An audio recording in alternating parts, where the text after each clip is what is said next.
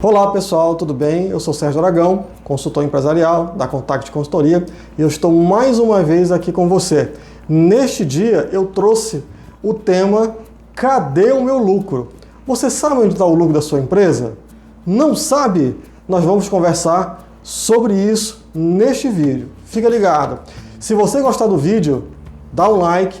Se você não é inscrito no nosso canal, se inscreva. E depois que rolar a vinheta, nós voltamos a conversar. Então, pessoal, cadê o lucro da minha empresa? Aonde está esse lucro? Ao longo de muitos anos, por incrível que pareça, esta é uma pergunta recorrente até de empresas extremamente rentáveis. A percepção do lucro por parte do empresário, ela é muito sutil. Qual é a sutileza que eu posso dizer para você em relação à ótica do empresário? Sobrou dinheiro na conta?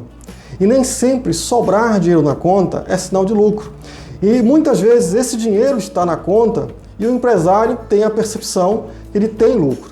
Às vezes esse dinheiro não sobra e o empresário tem uma terrível percepção de que o negócio está girando, está faturando cada vez mais, está melhorando, aumentando o estoque, aumentando a rede de clientes e ele não consegue enxergar cadê esse lucro. Então a empresa está crescendo, o faturamento está crescendo, o número de clientes estão crescendo e esse empresário simplesmente vai vendo alguns indicadores da empresa que geram a percepção para ele que apesar de tudo aparentar estar bem, as coisas não estão. O boleto atrasa, o fornecedor atrasa, às vezes falta caixa, falta disponível no fluxo de caixa para ele usufruir. Então, são percepções distorcidas de uma empresa que, na maioria das vezes, está usufruindo de ótimos lucros. Então, fica ligado nesse vídeo que nós vamos debater um pouco sobre esse assunto. Pessoal, como identificar que uma empresa é lucrativa? Você já parou para pensar nisso? Como você pode identificar que uma empresa é lucrativa? Esquece agora a perspectiva comum do empresário. Sobrou dinheiro na conta, a empresa está dando lucro, eu vou usufruir desse dinheiro. Às vezes a empresa não sobra dinheiro na conta e ela também é lucrativa. Há locais que o lucro se esconde. Há formas e dinâmicas operacionais da empresa, a nível de caixa, a nível de estoque, a nível de patrimônio, que este lucro ele é realocado ao longo do tempo de forma não perceptível pelo empresário, só que a percepção latente de que a empresa tem lucro ou não é quando eu posso dispor desse capital distribuindo para a pessoa física para o usufruto dos sócios. E isso muitas vezes não acontece. Há fragilidades de percepções ou de alocações ao longo do processo da dinâmica operacional que este empresário, esta equipe de gestão não consegue identificar. Aí vem o dilema. Poxa, apliquei o meu dinheiro na empresa certa? Poxa, essa empresa realmente é lucrativa? Cadê o lucro que deveria estar aqui? Quais indicadores de lucro que eu poderia citar? Existem muitos indicadores de lucro. Mas quais são os principais? Se eu olhar para uma empresa, se olhar para a documentação financeira da empresa, se olhar para a documentação contábil da empresa, se olhar para os controles gerenciais que essa empresa ela mantém, como eu posso iniciar uma percepção válida de alocação de lucro? Esse lucro existe realmente? Vamos lá. Primeira coisa que você tem que perceber é que existem formas de você fazer essa mensuração.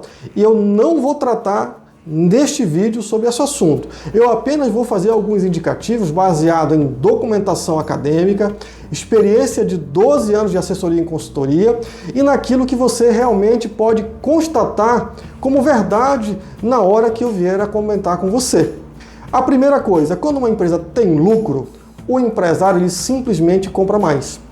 Ele compra mais ativo imobilizado, ele compra mais equipamento para sua empresa, ele compra muito mais estoque, certo? Se você acompanha seu estoque, se você faz inventário de estoque, se você usa o CPC 16 como regra para mensuração de estoque, o estoque pelo custo médio ponderado, o estoque pelo PEPs, dependendo da situação da legislação, cabe uma interpretação que melhor pode significar uma mensuração de custos de estoque para você. Mas em via de regra, O empresário, ele é um comprador compulsivo. Ele entende que tem que ter estoque para atender o cliente. Ele entende que tem que comprar cada vez mais. Ele entende que a sua empresa, ela é competitiva se tiver estoque para pronta entrega. Esta realidade, ela é parcialmente verdadeira. Você tem que verificar que ao longo do tempo a logística melhorou, você tem que verificar que ao longo do tempo as cadeias de suprimento, de supply chain, têm mudado e os seus stakeholders, aquelas empresas que são parceiras do seu negócio, cada vez estão mais ágeis para suprir a demanda do seu estoque. Então, não há necessidade mais de você simplesmente ativar cada vez mais estoque se você tem uma cadeia mais eficiente, uma cadeia mais ágil para suprir isso. Então, qual é a sacada do negócio? Você tem que ter um orçamento de estoque, você tem que definir um estoque de trabalho.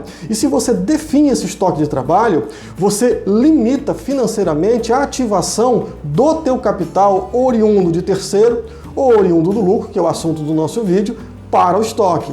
Então você não vai ter um estoque sendo inflado a cada giro do patrimônio com a geração de capital. Você definiu isso, então se você tem, sei lá, 100 mil de estoque, você vendeu 10 mil, você pega o CMV, que é o custo da mercadoria vendida, e faz o pedido de nova mercadoria. Ao longo do tempo, você mantém esse estoque equalizado e não há aumento de suprimento de estoque desnecessário e o seu capital sobra na conta corrente. Tudo bem? Há outro fator muito interessante que nós podemos considerar para a reintegração do lucro da empresa, que não é percebido pelo empresário. Quando você alavanca vendas, você tem mais clientes, não é verdade? Raras exceções, agora não, está um pouco mais moderno, o mundo mudou muitas coisas, principalmente as empresas que operam na internet, mas no comércio padrão, aquele comércio de rua, o comércio de shopping, ainda é comum você manter carteira própria de cliente. E às vezes você compra do fornecedor, mantém a mercadoria no seu estoque, ou você presta um serviço e parcela para o teu cliente. Só que quando você fala de mercadorias, você tem que financiar essa mercadoria. Ou o seu fornecedor lhe financia, ou o sistema financeiro lhe financia, ou o seu capital social lhe financia, ou o lucro da sua empresa, que foi obtido ao longo do giro, financia esse contas a receber. Então, se você mensurar o contas a receber ao longo do tempo, você vai perceber que esse contas a receber vai cada vez aumentando o seu direito de recebimento de créditos em relação a clientes.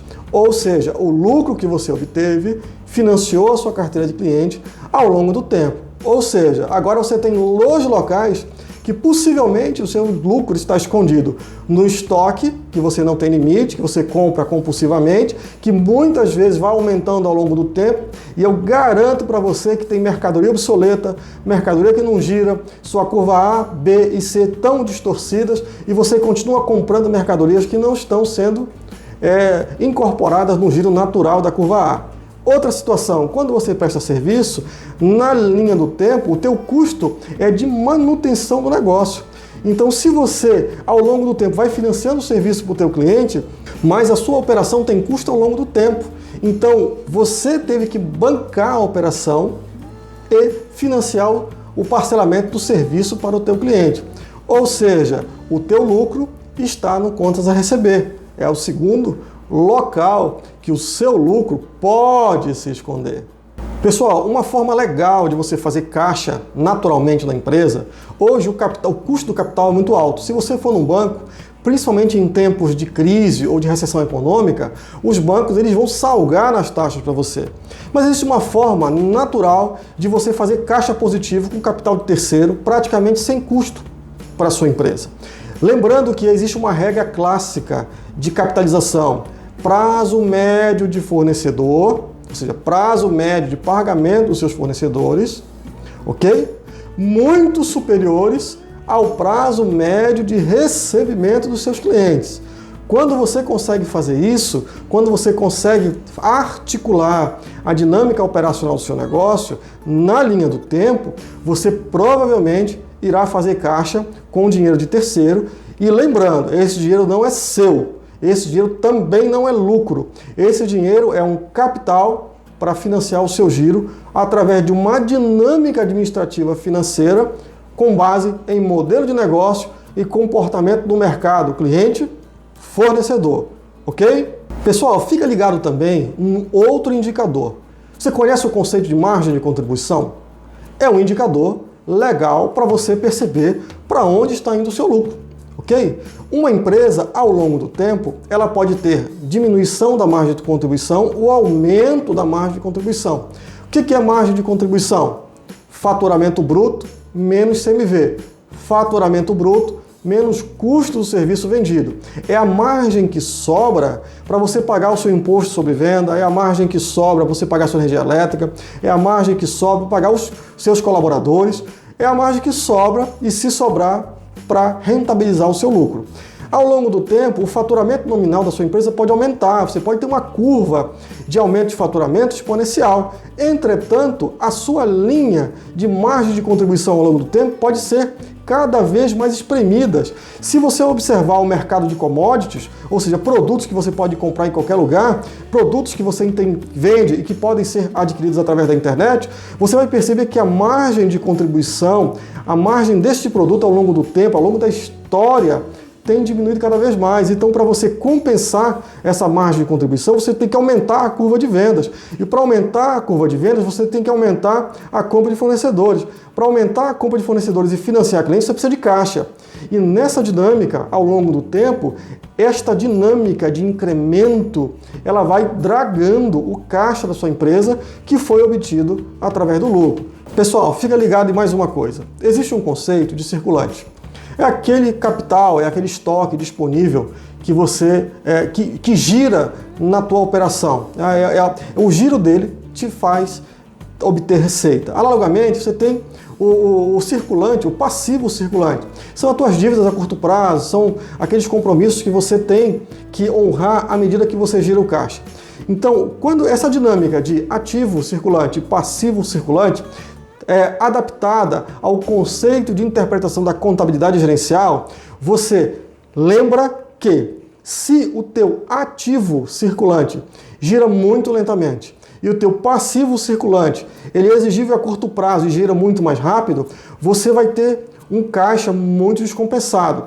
Mas veja só, quando você joga isso ao longo do tempo, quando você projeta no futuro e traz para valor presente líquido, você desconta esse direito de ativo circulante e confronta com o ativo, com o seu passivo circulante, você sabe se a sua empresa está gerando caixa ou se ela está gerando caixa positivo ou se ela está gerando caixa negativo. Nessa dinâmica, também, em alguns aspectos de muita sutileza, ela pode esconder o seu lucro. Então, não é simples, mas é real. Fique esperto, porque tem muitas coisas que podem dragar o lucro que você obteve. Essa pode ser uma delas. Tudo bem? Você sabe o que é ponto de equilíbrio operacional? Você já fez o cálculo do seu ponto de equilíbrio? Veja só, eu já encontrei situações onde a empresa trabalhava abaixo do ponto de equilíbrio. Eu já encontrei empresas que trabalham acima do ponto de equilíbrio e, naturalmente, empresas que trabalham no ponto de equilíbrio. Só que quando você trabalha acima do ponto de equilíbrio, você está criando lucro, ok? É natural a possibilidade de gerar caixa positivo e gerar rentabilidade. Mas, quando a sua empresa, você não tem essa mensuração, você não acompanha esse indicador, pode ocorrer que o jogo vire.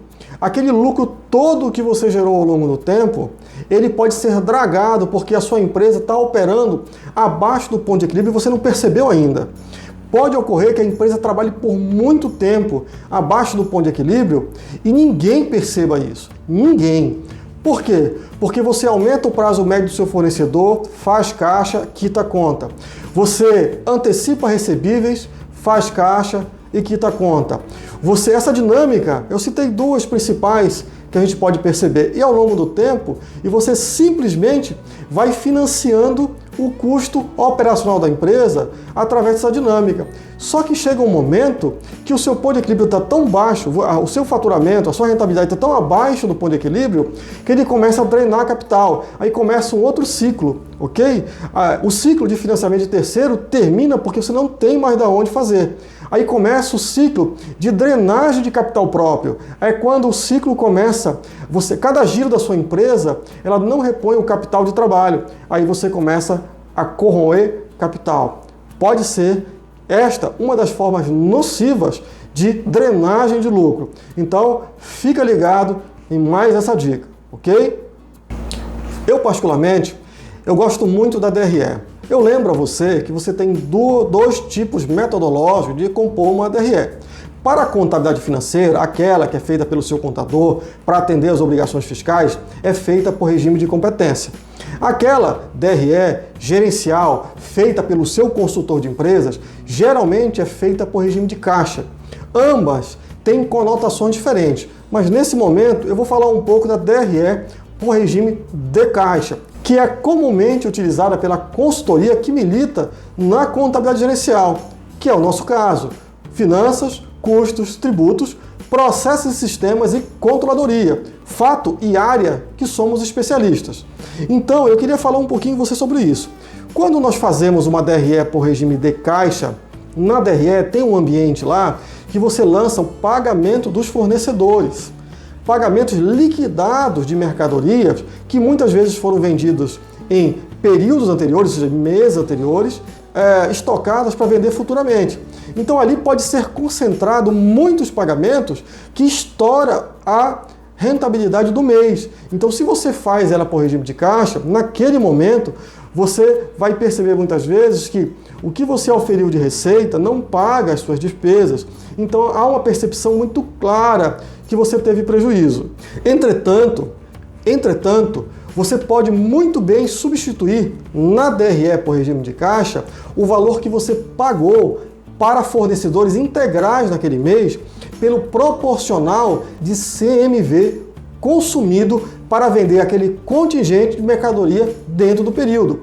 Se você fizer isso por diversas vezes, eu já encontrei empresas extremamente rentáveis, porque o que estourou o caixa da empresa ou o que fez dragar o fluxo de caixa da empresa foi o excesso de aquisição ou pagamento de mercadoria para estocagem. Entretanto, isolando o CMV na DRE por regime de caixa, percebe-se muito bem que para o contingente de mercadoria vendida, a empresa foi extremamente lucrativa. Pessoal, era isso que eu queria falar com vocês hoje. Eu espero, sinceramente, que tenha dado para você ter uma noção do tipo de percepção que um consultor financeiro e tributário tem quando vai na sua empresa.